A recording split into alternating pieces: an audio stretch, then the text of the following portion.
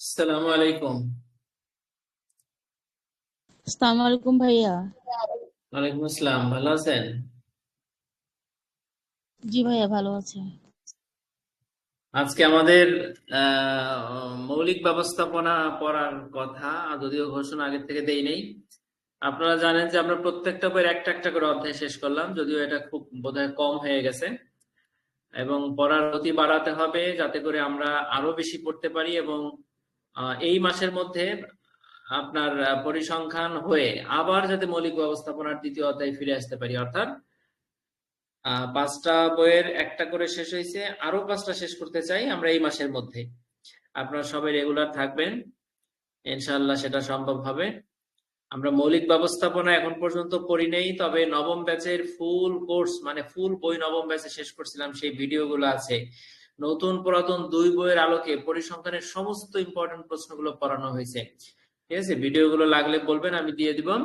আর আমরা 11তম ব্যাচের জন্য এবং 10ম ব্যাচের জন্য নতুন করে আবার এখন পড়বো মৌলিক ব্যবস্থাপনার প্রথম অধ্যায়। যদি এই অধ্যায়টা হয়তো আপনারা আপনাদের ক্যাম্পাসে বা নিজেরা বই ধরে অলরেডি পড়ে ফেলছেন, তারপরও পরীক্ষার উপযোগী করে পড়া এটা কিন্তু আলাদা একটা বিষয়। ঠিক আছে, লেকচার দেওয়া, অনেক জ্ঞান দেওয়া একটা অধ্যায়ের উপর, আর নিজে পড়া, মানে লেকচার দেওয়া আর নিজে পড়া দুটোর মধ্যে একটা পার্থক্য আছে। ঠিক আছে, নিজে পড়বেন হচ্ছে পরীক্ষার জন্য, আর আমরা যখন স্যারদের লেকচার শুনি তখন অনেক কিছু আনুষঙ্গিক অনেক প্রসঙ্গ চলে আসে। তো আমরা যেহেতু কর্মজীবী এবং আমরা সবাই মোটামুটি অনেক লেখাপড়া করে আসছি, এখন আমাদের লেকচারের থেকেও গুরুত্বপূর্ণ হবে যদি ক্লাসগুলো এমন হয় যাতে করে পরীক্ষায় কি আসবে, কতটুকু লিখবো, সেই বিষয়গুলো আপনাদেরকে বলা হয়। ঠিক আছে, তো অনেক সময় দেখা যায় অধিকাংশ ক্লাসে এই বিষয়গুলো উপেক্ষিত থাকে বিধায় আমি মনে করি যদি আপনারা টেলিগ্রামে এই ক্লাসগুলো করেন তাহলে ওই জিনিসটা পাবেন। ঠিক আছে, আমি মৌলিক ব্যবস্থাপনায় আপনাদেরকে প্রথম থেকে পড়ানোর চেষ্টা করব, এবং কোন প্রশ্নের কতটুকু উত্তর সেটা বরাবরের মতো যেভাবে বলি সেভাবে বলে দেবো। ইনশাল্লাহ আপনারা সবাই উপকৃত হবেন। সরাসরি থাকার চেষ্টা করবেন, হ্যাঁ, যাতে ক্লাসে অনেক সময় দেখা যায় ভিডিও দিতে দেরি হয়, ভিডিও অনেকেই দেখেন, সরাসরি থাকেন না। আমাদের এখানে অধ্যায় আছে 9টা। 9টার মধ্যে আপনি যে কোনো 5-6টা পড়বেন। আমার যে সাজেশন বই আছে সেখানে কিন্তু আমি বলে দেই যে কোন বারের জন্য, মানে কোন ব্যাচের জন্য কোন কোন অধ্যায় ইম্পর্টেন্ট। সব ব্যাচের জন্য সব সময় একই অধ্যায় ইম্পর্টেন্ট থাকে না। ঠিক আছে, যেমন 10ম ব্যাচের সাজেশনে কিন্তু বলা আছে যে 10ম ব্যাচের জন্য কোনটা ইম্পর্টেন্ট। তা আমরা প্রথম অধ্যায়টা অবশ্যই পড়বো। প্রথম অধ্যায়ে অনেক প্রশ্ন আছে, কিন্তু সব প্রশ্ন কি আমাদের পড়া সম্ভব? এখন প্রশ্ন হলো যে কেন মৌলিক ব্যবস্থাপনায় 15টা প্রশ্ন? আসলে এখানে দেখা যাবে বেশিরভাগ প্রশ্নই বিভিন্ন সময় কোনো না কোনো ভাবে আসছে। ফার্স্ট সেমিস্টারের পরীক্ষাটা গুলো কিন্তু বেশি হয়েছে, সেকেন্ড এবং থার্ড এর পরীক্ষার প্রশ্নপত্র কম, তার মানে ইম্পর্টেন্ট প্রশ্নের সংখ্যাও ফার্স্ট সেমিস্টারের বেলায় বেশি। ঠিক আছে, আবার ফার্স্ট সেমিস্টারে মৌলিক ব্যবস্থাপনা এবং মানব সম্পদের দুইটা দুইটা করে বই, দুইটা বই, নতুন পুরাতন। সেই ক্ষেত্রে আপনি নতুন বিগত বছরে যত পরীক্ষা হয়েছে সব পুরাতন বইয়ের আলোকে হয়েছে। ঠিক আছে, নতুন বইয়ের প্রশ্ন আহ আসে নাই এখন পর্যন্ত। তো যদি আপনাদের বেলায় 11তম ব্যাচ থেকে দিয়ে দেয় তখন আপনি কি করবেন? এই জন্য মৌলিক এবং মানব সম্পদের নোটগুলো করা হয়েছে নতুন পুরাতন উভয় বইয়ের আলোকে। শুধু বিগত বছরের প্রশ্নই এখানে নাই, বাইরেও অনেক প্রশ্ন আছে, বুঝতে পারছেন? যার ফলে আপনারা মানে উপকৃত হবেন। যদি হঠাৎ করে দেখেন যে বিগত বছরের প্রশ্ন থেকে অনেক কিছু আসে নাই, তখন কি করবেন? এই জন্য নতুন বইয়ের থেকে কিছু কিছু ইম্পর্টেন্ট প্রশ্ন আপনাকে পড়ে যেতে হবে। অষ্টম ব্যাচে আমরাও পড়ে গেছিলাম, নবম ব্যাচের ভাই বোনদেরকেও বলছি, 10ম ব্যাচের ভাই বোনদেরকেও বলবো, 11তম ব্যাচের ভাই বোনদেরকে একই কথা বলতেছি যে আপনারা কিছু প্রশ্ন দেখে যাবেন নতুন বইয়ের। কারণ অনেকেই প্রস্তুতি নেন পুরাতন বইয়ের আলোকে অথবা বিগত বছরে আসা প্রশ্ন দেখে। ঠিক আছে, এই বিষয়গুলো খেয়াল রাখবেন। আমরা এখানে এতগুলো প্রশ্ন আসলে পড়া সম্ভব না, অনেকদিন সময় লেগে যাবে। আমি সাজেশন বইটা ওপেন করি।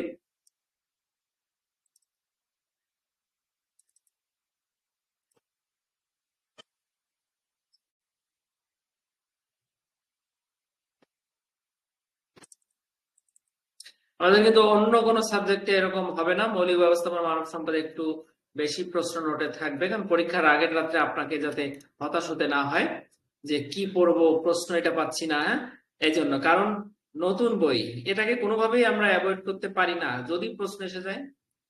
কারণ অষ্টম ব্যাচ থেকে নতুন বই দিচ্ছে, কিন্তু প্রশ্ন কখনো নতুন বই থেকে কমন গুলো আসে, একবারে নিউ গুলো আসে নাই।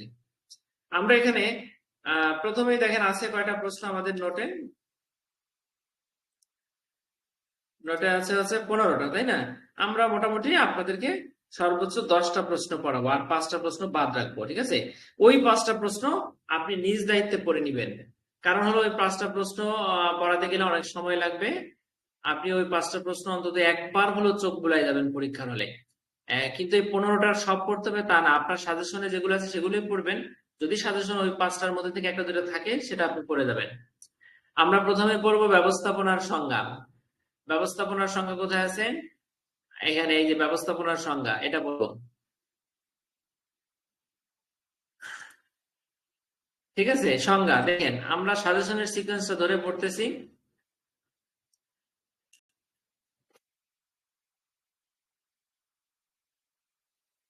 ব্যবস্থাপনার সংজ্ঞা দেখেন, এটা যেহেতু একটা প্রশ্নের অংশ, এই জন্য এটাকে ছোট করে দেওয়া হয়েছে। আপনি মোটামুটি এই সংজ্ঞাটা মনে রাখেন। ব্যবস্থাপনা বা ম্যানেজমেন্ট হলো নির্দিষ্ট লক্ষ্য অর্জনের জন্য প্রতিষ্ঠান বা সংস্থার সম্পদ ও কার্যক্রমকে দক্ষতার সঙ্গে, আবার পড়ি দেখেন, ম্যানেজমেন্ট বা ব্যবস্থাপনা হলো নির্দিষ্ট লক্ষ্য অর্জনের জন্য প্রতিষ্ঠান বা সংস্থার সম্পদ ও কার্যক্রমকে দক্ষতার সাথে, 4টা জিনিস: পরিকল্পনা, সংগঠন, দিক নির্দেশনা, নিয়ন্ত্রণ। পরিকল্পনা, সংগঠন, দিক নির্দেশনা, নিয়ন্ত্রণ করার প্রক্রিয়া। আবার পড়ি, ব্যবস্থাপনা হলো নির্দিষ্ট লক্ষ্য অর্জনের জন্য প্রতিষ্ঠানের 2টা জিনিস: সম্পদ ও কার্যক্রমকে দক্ষতার সাথে, 4টা জিনিস: পরিকল্পনা করার জন্য, সংগঠিতকরণ করার জন্য, দিক নির্দেশনা দেওয়ার জন্য এবং নিয়ন্ত্রণ করার একটা প্রক্রিয়া। তাহলে ব্যবস্থাপনা কাকে বলে প্রথম বাক্যে কিন্তু শেষ। এই সংজ্ঞাটা, এই বাক্যটাই কিন্তু ঘুরে ফিরে আপনাদের নোটে, গাইডে, বইতে আসবে। এটি এমন একটি কৌশল যেখানে ব্যক্তি ও দল একত্রে কাজ করে সুনির্দিষ্ট উদ্দেশ্য অর্জন করে। 2টা বাক্য আছে, এই 2টা বাক্য আপনি লিখে তারপরে চাইলে আর একটা প্যারাগ্রাফ আপনি দিতে পারেন, কিন্তু এই 2টা বাক্য কমন, এই কথাগুলো ব্যবস্থাপনার সংজ্ঞার মধ্যে থাকতে হবে। বুঝতে পারছেন? তাহলে ব্যবস্থাপনার সংজ্ঞাটা কি? ব্যবস্থাপনা হলো নির্দিষ্ট লক্ষ্য অর্জনের জন্য প্রতিষ্ঠান বা সংস্থার সম্পদ ও কার্যক্রমকে দক্ষতার সাথে পরিকল্পনা, সংগঠন, দিক নির্দেশনা এবং নিয়ন্ত্রণ করার প্রক্রিয়া। এটি এমন একটি কৌশল যেখানে ব্যক্তি ও দল একত্রে কাজ করার সুনির্দিষ্ট উদ্দেশ্য অর্জন করে। তাহলে ব্যবস্থাপনার সংজ্ঞাটা আমরা বুঝতে পারলাম, ঠিক আছে? আচ্ছা, এবার আমরা পড়বো ব্যবস্থাপনা কাকে বলে, সেটা কিন্তু শেষ। এবার আমরা পড়বো বিভিন্ন ধরনের ব্যবস্থাপকীয় দক্ষতা। আমি আপনাদের ভেরি ভেরি ইম্পর্টেন্ট প্রশ্নগুলো পড়াচ্ছি। দেখেন, এই অধ্যায়টা অনেক বড়, অনেক সময় লাগবে লেকচার দিতে, কিন্তু পরীক্ষার কি আসবে সেটা আপনাকে পড়তে হবে। দেখেন, বিভিন্ন ধরনের ব্যবস্থাপকীয় দক্ষতা, ভেরি ভেরি ইম্পর্টেন্ট প্রশ্ন। 11তম ব্যাচে, 10ম ব্যাচে না আসলে 11তম ব্যাচে আসবে। দেখেন, বিভিন্ন ধরনের ব্যবস্থাপকীয় দক্ষতা। 2 নাম্বার প্রশ্নটা কিন্তু বড় না। ব্যবস্থাপকীয় দক্ষতা কয়টা আছে? মাত্র 4টা। আমি খুব সহজে সুন্দর করে আপনাদের এই প্রশ্নটা, খুবই ইম্পর্টেন্ট প্রশ্ন, ঘুরে ফিরে প্রত্যেক বছর আসে, এটা আমি আপনাদেরকে পড়াচ্ছি। দেখেন, বিভিন্ন ধরনের ব্যবস্থাপকীয় দক্ষতা খুব সফলভাবে প্রতিষ্ঠান পরিচালনার জন্য একজন ব্যবস্থাপককে নানা রকম দক্ষতা অর্জন করতে হয়। ব্যবস্থাপনার বিভিন্ন স্তরে বিভিন্ন রকম দায় দায়িত্ব দক্ষতার সাথে পালন করার জন্য ব্যবস্থাপককে প্রয়োজন অনুযায়ী বিভিন্ন দক্ষতার অধিকারী হতে হয়। সিম্পল 2টা বাক্য দিয়ে ভূমিকা লেখা। আমি আবার ভূমিকাটা যদি পড়ি, প্রতিষ্ঠানকে সফলভাবে পরিচালনা করার জন্য ব্যবস্থাপককে নানা রকম দক্ষতা অর্জন করতে হয়। ব্যবস্থাপনার বিভিন্ন স্তরে বিভিন্ন রকম দায় দায়িত্ব পালন করতে হয়, এই জন্য ব্যবস্থাপকের প্রয়োজন অনুযায়ী বিভিন্ন দক্ষতার অধিকারী হতে হয়। সিম্পল 2টা বাক্য, শেষ। এরপরে আমরা, আপনার পরীক্ষাটা যদি এই প্রশ্নটা যদি আসে, সব সময় 4টার বেশি পয়েন্টস হবে না, দিবেন না আপনি। ব্যবস্থাপকীয় দক্ষতা অনেক, একজন ব্যবস্থাপকের অনেক দক্ষতা দরকার। সে সুপারভাইজার হোক, টিম লিডার হোক, বা শাখা ব্যবস্থাপক হোক, বা হেড অফিসের ব্যবস্থাপক হোক, যে পর্যায়ে হোক না কেন, সেই ম্যানেজারের অনেক দক্ষতা দরকার। কিন্তু আমরা এই প্রশ্নে আমাদের মৌলিক ব্যবস্থাপনায় লেখার সময় 4টা দক্ষতার কথাই লিখবো। কেন লিখবো? কারণ ব্যবস্থাপকের মৌলিক দক্ষতা 4টা, এই 4টা দক্ষতা থেকে আরো অনেক দক্ষতা বের হয়ে আসতে পারে, কিন্তু পরীক্ষায় আমরা এই মৌলিক 4টা দক্ষতাই লিখবো। ঠিক আছে, দেখেন ব্যবস্থাপকীয় দক্ষতার প্রথম দক্ষতা হলো সমস্যা নির্ণয় এবং সমাধান দক্ষতা, ডায়াগনস্টিক স্কিল। মানে যে কোনো সমস্যা ব্যবস্থাপকের কাছে গেলে যদি সমাধান না হয় তাহলে ব্যবস্থাপক দক্ষ না। ব্যবস্থাপকের সমস্যার নির্ণয়, কি সমস্যা এখানে হচ্ছে সেটা নির্ণয় করা এবং সমাধান করার দক্ষতা থাকতে হবে। 1 নাম্বার, আমরা এটা একটু মনে রাখি। 1 নাম্বার কি বুঝতে পারছি? 2 নাম্বার হলো ধারণাগত দক্ষতা, কনসেপচুয়াল স্কিল। মানে উনি ঘরে বাইরে, প্রতিষ্ঠানের ভিতরে বাইরে বিভিন্ন বিষয় সম্পর্কে ওনার ধারণাগত দক্ষতা থাকবে। বুঝতে পারছেন? আচ্ছা, 3 নম্বরে আছে কারিগরি দক্ষতা বা টেকনিক্যাল স্কিল। কম হোক বেশি হোক কারিগরি দক্ষতা, সে মেশিন চালানোর দক্ষতাও একবারে প্রতিষ্ঠানের টপ লেভেলের ম্যানেজারের জানতে হবে যে শ্রমিকরা কিভাবে মেশিন চালাচ্ছে, কোন কোন কাজ করতেছে। উনি সরাসরি হয়তো কোনো কালে এটা চালাইছেন, অথবা না চালাইলেও ওনাকে ওই ব্যাপারে ধারণা রাখতে হবে। আমার কথা বুঝতে পারছেন? কারিগরি দক্ষতা ওনার থাকবে, কম থাকুক বেশি থাকুক। আচ্ছা, এটা দিয়ে আরো প্রশ্ন হয়, সেটা পরে বলবো। কারিগরি দক্ষতা নিম্ন পর্যায়ের ম্যানেজার যারা আছেন তাদেরকে বেশি জানা দরকার, এবং সুপারভাইজারের কারিগরি দক্ষতা মেশিন চালানো শিখতেই হবে। তাকে শ্রমিকের পাশাপাশি অনেক সময় শ্রমিককে দেখানোর জন্য মেশিন চালাইতে হবে সুপারভাইজারকে। ঠিক আছে, আচ্ছা, পাশাপাশি যিনি হেড অফিসের ম্যানেজার বা আপনার আহ, মানে টপ লেভেলের এক্সিকিউটিভ, ওনাকে কিন্তু কারিগরি দক্ষতা কম জানতে হয়। ঠিক আছে, কারিগরি দক্ষতার মধ্যে কম্পিউটার ল্যাপটপ চালানো না, মানে মেশিন চালানো অথবা যে কোনো যন্ত্রপাতি, যে কোনো টেকনিক্যাল স্কিল, এটা ওনার কম, এদের বেশি। আচ্ছা, তারপরে 4 নম্বরে আছে মানবীয় দক্ষতা, হিউম্যান স্কিল। এই হিউম্যান স্কিলটা কিন্তু টপ লেভেলের এক্সিকিউটিভ যারা মানব সম্পদের বিষয় নিয়ে কাজ করে, অথবা যাদের অধীনে অনেক শ্রমিক থাকে, তাদের কিন্তু মানবীয় দক্ষতাটা বেশি থাকা দরকার। আর নিম্ন পর্যায়ের ব্যবস্থাপকদের হয়তো কম থাকলেও হয়, কারণ তার উৎপাদন ব্যবস্থা সরাসরি জড়িত। এই এই আর কি। এইটা যেটা বললাম এটা চেঞ্জ হতে পারে, ধারণাগত পরিবর্তন আসতে পারে, কিন্তু পড়ার স্বার্থে, লেখার স্বার্থে কিছু কথা বললাম এই 4টার তফাৎ নিয়ে। তো এখন আমাদের আজকে এই 4টা পয়েন্ট ভালো করে মুখস্থ করলে, এই 4টা লিখলে আপনার এই বড় প্রশ্ন 8 মার্কের প্রশ্নটা কিন্তু হয়ে যাবে। এখানে 4টার জায়গায় 8 মার্কে আসলে আপনি 8টা পয়েন্ট কিন্তু দিবেন না। আচ্ছা, এবার দেখেন 1 নাম্বার পড়ি, সমস্যা নির্ণয় এবং সমাধান দক্ষতা। একজন ব্যবস্থাপককে এমন ক্ষমতার অধিকারী হতে হবে যেন তিনি সমস্যা বিশ্লেষণ করে তার সমাধান দিতে পারেন, এবং এমন ভাবে সমাধান করেন যাতে প্রতিষ্ঠানের উপকারে আসে। একবারে সিম্পল কথা। 2 নাম্বার, ধারণাগত দক্ষতা। ধারণাগত দক্ষতা হলো প্রতিষ্ঠানের প্রতিটি কাজের মধ্যে শৃঙ্খলা সৃষ্টি এবং সমন্বয় সাধন করার ক্ষমতা।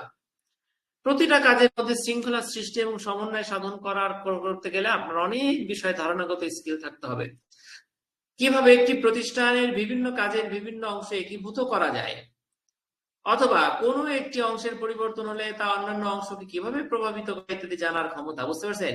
আবার পড়ি, কিভাবে একটি প্রতিষ্ঠানে বিভিন্ন কাজের বিভিন্ন অংশে একীভূত করা যায়, অথবা কোনো একটি অংশের পরিবর্তন হলে অন্যান্য অংশকে কিভাবে প্রভাবিত করে ইত্যাদি জানার ক্ষমতাই হলো ধারণাগত ক্ষমতা।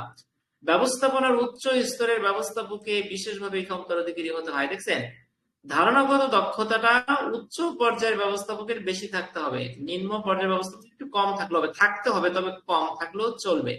তাহলে 1 এবং 2, বুঝতে পারছেন? এবার আমরা 3 নম্বরে যাচ্ছি।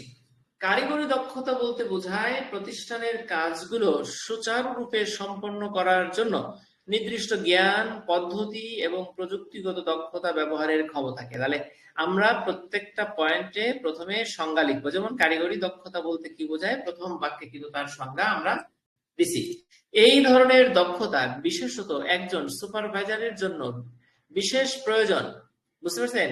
কারিগরি দক্ষতা কার জন্য প্রয়োজন? সুপারভাইজারের জন্য, যিনি কিনা কর্মীদের প্রাত্যহিক বিভিন্ন রুটিন কাজগুলো তদারকি করেন। এখানে কাজগুলো একসাথে হবে, ঠিক আছে? কাজগুলো দিবেন না, তদারকি করেন। বুঝতে পারছেন? যিনি কিনা কর্মীদের প্রাত্যহিক বিভিন্ন রুটিন কাজগুলো তদারকি করেন। এই দক্ষতা অর্জনের জন্য ব্যবস্থাপককে জানতে হয় কিভাবে বিজ্ঞান ভিত্তিক কর্মের মূল্যায়ন করা যায়। বুঝতে পারছেন? বিজ্ঞান ভিত্তিক কর্মের মূল্যায়ন করা যায় কিভাবে, মানে কিভাবে কাজটা বৈজ্ঞানিক পদ্ধতিতে করা যায়, কিভাবে কাজটাকে বিজ্ঞান ভিত্তিক উপায়ে মূল্যায়ন করা যায়, মেশিনের মাধ্যমে মূল্যায়ন করা যায়, টেকনিক্যালি মূল্যায়ন করা যায়, সেই বিষয়গুলো ব্যবস্থাপককে জানতে হবে এই দক্ষতা অর্জনের জন্য। তো মোটামুটি আপনি কারিগরি দক্ষতা কি বুঝতে পারছেন? সংজ্ঞা দিবেন। কার জানতে হবে বিশেষভাবে? সুপারভাইজারকে, যে কিনা কর্মীদের প্রাত্যহিক বিভিন্ন রুটিন কাজ তদারকি করেন। যেহেতু কর্মীদের রুটিন কাজ উনি তদারকি করেন, কাজে ওনার টেকনিক্যাল দক্ষতা জানতে হবে, তা না হলে কর্মী ফাঁকি দিল কিনা, কাজ করলো কিনা, বা কর্মীর মেশিনে কোনো সমস্যা হলো কিনা সেটা তাৎক্ষণিকভাবে সুপারভাইজারকে দেখতে হবে। ক্লিয়ার? এরপরে 4 নম্বরে আছে মানবীয় দক্ষতা বা হিউম্যান স্কিল। মানবীয় দক্ষতা বলতে সেই দক্ষতাগুলিকে বোঝানো হয় যা একজন ব্যক্তিকে অন্য মানুষের সঙ্গে কার্যকরভাবে যোগাযোগ করতে, বোঝাপড়া গড়ে তুলতে এবং সহযোগিতার মাধ্যমে কাজ সম্পন্ন করতে সহায়তা করে। এই বাক্যটা অবশ্যই তো দিবেন নাকি? আমি আবার পড়ি। মানবীয় জি। দক্ষতা বলতে সেই দক্ষতাগুলিকে বোঝানো হয় যা একজন ব্যক্তিকে অন্য মানুষের সঙ্গে কার্যকরভাবে যোগাযোগ করতে, বোঝাপড়া গড়ে তুলতে এবং সহযোগিতার মাধ্যমে কাজ সম্পন্ন করতে সহায়তা করে। এই বাক্যটা লিখবেন। এটি ব্যবস্থাপনাগত দক্ষতার একটি গুরুত্বপূর্ণ দিক, বিশেষ করে মধ্যস্তর এবং উচ্চ স্তরের ব্যবস্থাপকদের জন্য অত্যন্ত প্রয়োজনীয়। আমি এই 4টা পয়েন্টস কিভাবে আপনি মনে রাখবেন সংক্ষেপে বলে দিই। দেখেন, 4টার ক্ষেত্রে প্রথমে এই 4টা দক্ষতার সংজ্ঞা দিবেন প্রথম বাক্যে। সংজ্ঞা দেওয়ার পরে দ্বিতীয় বাক্যে লিখবেন কার কার দরকার। আপনি তো বুঝে গেলেন কোনটা কোন পর্যায়ের ব্যবস্থাপক। ব্যবস্থাপক 3 পর্যায়ের, নিম্ন, মধ্য, উচ্চ। কোন পর্যায়ের ব্যবস্থাপকের কোনটা বেশি থাকা দরকার, কোনটা কম থাকা দরকার, সবাই থাকতে হবে, সব ব্যবস্থাপক হইলেই থাকতে হবে, কিন্তু কোনটা কম কোনটা বেশি সেটা লিখলেন।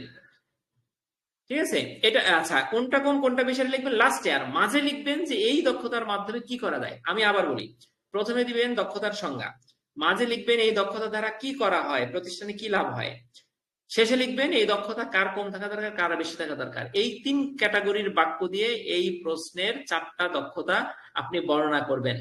তাহলে 3টা বাক্যে আপনার প্যারাগ্রাফটা গোলগাল হয়ে যাবে। বুঝতে পারছেন বিষয়টা? তাহলে বিভিন্ন ধরনের ব্যবস্থাপকীয় দক্ষতা এই প্রশ্নটা কিন্তু শেষ করে দিলাম। উপসংহার দেখেন, তবে এসব দক্ষতার মাত্রা সংগঠনের বিভিন্ন স্তরে বিভিন্ন রকম হয়ে থাকে।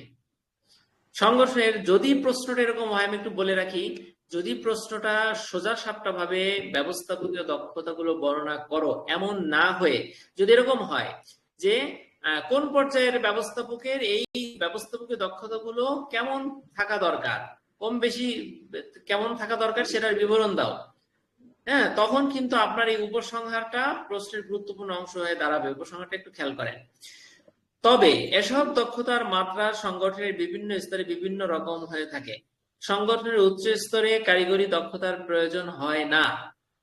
ভূমিকাটা ভালো করে পড়তে হবে কিন্তু, উপসংহারটা দেখেন, সংগঠনের উচ্চ স্তরে কারিগরি দক্ষতার প্রয়োজন হয় না, এই স্তরে অনুধাবন দক্ষতা ও সমস্যা সমাধান দক্ষতা খুব বেশি প্রয়োজন। বাক্যটা কিন্তু মনে রাখতে হবে আপনার। মধ্যস্তরে কারিগরি দক্ষতার তেমন প্রয়োজন নেই, এই স্তরে মানবীয় দক্ষতা বেশি প্রয়োজন।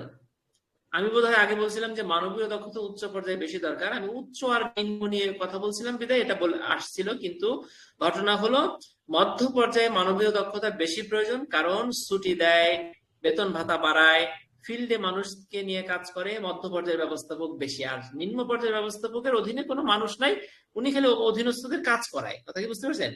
মানবিক বিষয়গুলো না দেখলেও চলে। এই জন্য বলা হয়েছে যে মধ্য পর্যায়ের ব্যবস্থাপকের মানবীয় দক্ষতা বেশি থাকা দরকার, কিন্তু নিম্ন স্তরে অন্য সব দক্ষতার চেয়ে কারিগরি দক্ষতার প্রয়োজন খুব বেশি। ভূমিকাটা, উপসংহারটা অনেক বড় হলো, খুবই সুন্দর, মনে রাখার মতো, ঠিক না? তা আপনি উপসংহারটা মনে রাখবেন, পড়বেন বারবার। তা 2টা প্রশ্ন কিন্তু আমাদের হয়ে গেল, এবং আমরা এলোমেলো ভাবে পড়তেছি কেন সেটা ক্লাসের শুরুতে বলে দিছি ভাই বোনদেরকে। আচ্ছা, ভাই একটা কথা ছিল, জি বলেন। এটা প্রথমে ছিলাম না, বলছি মানে এটা তো 26 সালে পড়ে গেছে, আমি প্রশ্ন আমার কমপ্লিট আছে, আমি একটা প্রশ্ন যে 8 মার্কের আসলে এই হ্যাঁ, এই 4টার সাথে কি আর দু একটা কি দেওয়া সেট করবো, না 4টা দিয়ে উপসংহার দিয়ে টেনে দেবো? না না না আপা, শোনেন, সেই কথাটা আমি কিন্তু প্রথমেই বলছি বোধহয়।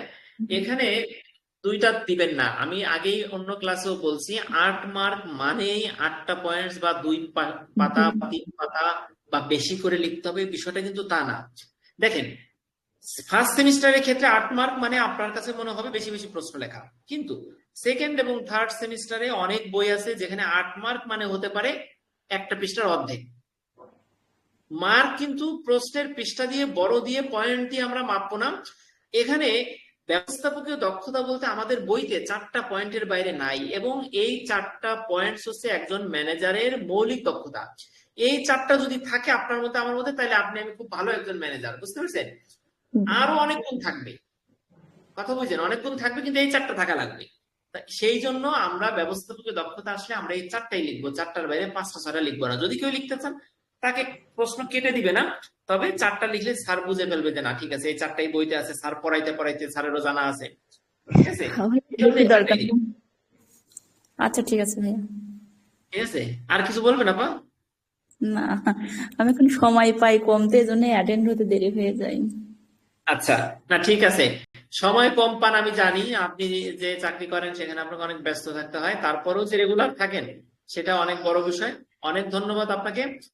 তো আমরা 2টা প্রশ্ন পড়ে ফেলছি, কিন্তু মৌলিক ব্যবস্থাপনা আপনি জানেন, ক্লাসগুলো আপনি করে ফেলছেন, স্যার আপনারা হয়তো 3টা অধ্যায় শেষ করে ফেলছেন, 4টা শেষ করে ফেলছেন, কিন্তু আপনি দেখবেন মৌলিক ব্যবস্থাপনায় পরীক্ষার হলে গিয়ে আমি হতাশ, প্রথম দিনই কত ভাই বোন চলে গেল, আর তাদের সাথে দেখা হয় নাই। পরে অবশ্য অনেকে আমাকে ফোন দিছে, তারা আর পড়বে না, এমবিএ করবে না। আমি চিন্তা করছিলাম হয়তো তারা পরিসংখ্যানে গিয়ে বলবে যে আর পড়বো না, কিন্তু মৌলিক ব্যবস্থাপনা একজন ম্যানেজার হয়ে একজন, যারা বাদ গেছে মৌলিক ব্যবস্থা লিখতে গিয়ে তারা সবাই বড় বড় ম্যানেজার, বড় বড় অফিসার, সরকারি বেসরকারি, মৌলিক ব্যবস্থাপনায় গিয়ে তারা চলে গেল কেন বলেন তো? কারণ মৌলিক ব্যবস্থাপনা হলো এমবিএ বাংলা প্রোগ্রাম সবচেয়ে কঠিন সাবজেক্ট। দ্বিতীয় কঠিন সাবজেক্ট হচ্ছে মানব সম্পদ ব্যবস্থাপনা। এই দুটাকে একটু ভালোভাবে মনোযোগ দিয়ে পড়বেন এবং টেকনিক্যালি পড়বেন, প্রশ্নগুলোকে ছোট করার চেষ্টা করবেন, পয়েন্টস করার চেষ্টা করবেন, ঠিক আছে? তা না হলে লিখে পারবেন না। হয়তো আপনি এতে চোখ বন্ধ করে আপনি পাস, A+ও পেয়ে যাবেন, কিন্তু লিখতে পারবেন না, এত লেখা, ঠিক আছে? এই হলো বিষয়টা। যাই হোক, এই জন্য এই ক্লাসটা খুবই গুরুত্বপূর্ণ। এই ক্লাসগুলো অবশ্যই আপনারা সরাসরি থাকার চেষ্টা করবেন। আমি 2টা প্রশ্ন পড়াইছি, এবার আর একটা প্রশ্ন পড়াবো। আমাদের হাতে এখনো 8 মিনিট সময় আছে। আচ্ছা, এবার পড়াবো ব্যবস্থাপককে প্রকারভেদ করুন। খুব ছোট্ট একটা প্রশ্ন পড়াবো।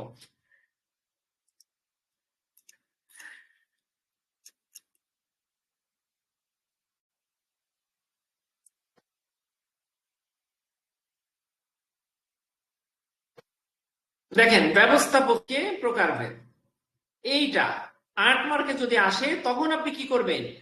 যেহেতু 3টা ব্যবস্থাপকের প্রকারভেদে 3টার বাইরে কখনোই 4টা 5টা করা যাচ্ছে না, এই 3টাকে আপনি বড় করবেন, মোটা করবেন, বুঝতে পারছেন? আপনি 2 পাতা বানাই দেন, 1.5 পাতা বানাই দেন, মোটা করেন। 5-এ আসলে এই 3টাকে একটু ছোট করেন, 3-এ যদি আসে এই 3টাকে আরো ছোট করেন, বুঝতে পারছেন বিষয়টা?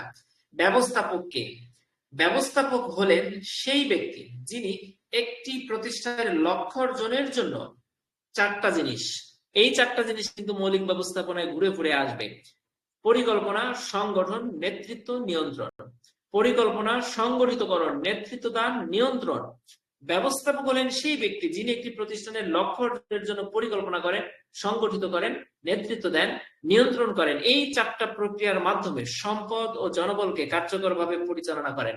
তাহলে ব্যবস্থাপককে একটা বাক্যে শেষ: তিনি প্রতিষ্ঠানের বিভিন্ন স্তরের কর্মীদের সমন্বয় করেন এবং সঠিক দিক নির্দেশনা প্রদান করেন। তিনি প্রতিষ্ঠানের বিভিন্ন স্তরের কর্মীদের সমন্বয় করেন এবং সঠিক দিক নির্দেশনা প্রদান করেন। আশা করি ব্যবস্থাপককে আপনার হয়ে গেছে। এর বাইরে যা লিখছি এর বাইরে আপনার লেখা উচিত না, বুঝতে পারছেন? কারণ আপনি এর বাইরে কি লিখবেন বানাইয়া, এটাই আপনার ঘুরে ফিরে এসে যাবে, আপনি এটাই লিখেন। এবার আমরা পড়বো ব্যবস্থাপকের প্রকারভেদ। ব্যবস্থাপক সাধারণত বিভিন্ন মানদণ্ডের ভিত্তিতে শ্রেণীবদ্ধ করা যায়। নিচের সাংগঠনিক স্তরের ভিত্তিতে ব্যবস্থাপকের প্রকারভেদ তুলে ধরা হলো। এখন ব্যবস্থাপকের প্রকারভেদ আরো করা যায়, এখানে কিন্তু একটা কথা বলা হয়েছে যে আরো করা যায়। সাংগঠনিক স্তরের ভিত্তিতে ব্যবস্থাপক 3 প্রকার, অন্যান্য বিভিন্ন মানদণ্ডের ভিত্তিতে ব্যবস্থাপক, যেমন বেশি বেতন পান যে ব্যবস্থাপক, কম বেতন পান যে ব্যবস্থাপক, এটাও কিন্তু ব্যবস্থাপকের ক্লাসিফিকেশন করা যায় এটার আলোকে, বেতনের আলোকে করা যায় না? তারপরে এমবিএ আছে কি এমবিএ নাই, এটাও লোকে করা যায়। তাহলে অনেক শ্রেণী বিভাগ থাকবে, কিন্তু আমরা সাংগঠনিক স্তরের ভিত্তিতে ব্যবস্থাপকের প্রকারভেদ তুলে ধরবো কয়টা। এই কথাটা কিন্তু দেখেন, আপনি এখানে একটা ভুল করি আমরা সবাই, ব্যবস্থাপককে প্রকারভেদ করুন। 99 ভাগ বা 100 ভাগ ভাই বোন ভুল করতে পারেন। ব্যবস্থাপক আসছে সংজ্ঞা দিয়ে, প্রকারভেদ নিচে ব্যবস্থাপক। ব্যবস্থাপক 3 প্রকার। ব্যবস্থাপক কয় প্রকার? 3 প্রকার, 1 2 3 না। আপনাকে এই প্রকারভেদ করার আগে লিখতে হবে সাংগঠনিক স্তরের ভিত্তিতে ব্যবস্থাপক 3 প্রকার। যদি শুধু ব্যবস্থাপক 3 প্রকার বলেন তাহলে পুরো প্রশ্ন ধরে কেটে দেওয়া যায়, কেটে দিলে কিছু করার নাই আপনার। যদিও কাটবে না হয়তোবা, তারপরও আমরা এই বিষয়গুলো কিন্তু মানে খেয়াল রেখে পড়বো। হ্যাঁ, ঠিক আছে। আচ্ছা, এখানে 1 নম্বরে আছে শীর্ষ বা উচ্চ পর্যায়ের ব্যবস্থাপক, টপ লেভেল ম্যানেজার। এখানে টপ লেভেল ম্যানেজারের এই পয়েন্টস গুলো ছোট করা হয়েছে কিভাবে দেখেন। প্রধান নির্বাহী কর্মকর্তা, ব্যবস্থাপনা পরিচালক, প্রধান পরিচালন কর্মকর্তা ইত্যাদি। 3টা এক্সাম্পল দেন, প্রধান নির্বাহী কর্মকর্তা, ব্যবস্থাপনা পরিচালক, প্রধান পরিচালন কর্মকর্তা ইত্যাদি। এরা কারা? শীর্ষ বা উচ্চ পর্যায়ের ব্যবস্থাপক। তাদের কাজ প্রতিষ্ঠানের দীর্ঘমেয়াদী পরিকল্পনা, নীতি নির্ধারণ, লক্ষ্য স্থির করা। এই পয়েন্টে যা আছে সব দিলে আপনার একটা প্যারাগ্রাফ হয়ে যাবে। 3টা এক্সাম্পল, তাদের কাজ কি তাই। 3টা এক্সাম্পল 2টা কাজ, 3টা এক্সাম্পল 3টা কাজ, ঠিক আছে। মধ্যম পর্যায়ের ব্যবস্থাপক, বিভাগীয় প্রধান, প্রকল্প ব্যবস্থাপক, শাখা ব্যবস্থাপক, এরা সবাই কিন্তু এদের উপরে কিন্তু কিছু আছে, হেড আছে। দেখেন, বিভাগীয় প্রধান, ওনার উপরে হেড অফিসের প্রধান আছে না। প্রকল্প ব্যবস্থাপক, প্রকল্প ব্যবস্থাপক কি সরাসরি উচ্চ পর্যায়ের ব্যবস্থাপক, সরাসরি এমডি, সরাসরি সিইও না। প্রকল্প ব্যবস্থাপক ওই সিইও এমডি এর অধীনে কেউ, ঠিক আছে। তার মানে উনি মধ্যম পর্যায়ের ব্যবস্থাপক। শাখা ব্যবস্থাপক কি হেড কোম্পানির না, শাখা ব্যবস্থাপক। তাহলে এই 3টা এক্সাম্পল দিবেন, আর দিবেন 3টা কাজ। তারা উচ্চ পর্যায়ের ব্যবস্থাপকদের পরিকল্পনা বাস্তবায়নে সহায়তা করেন, ঠিক আছে।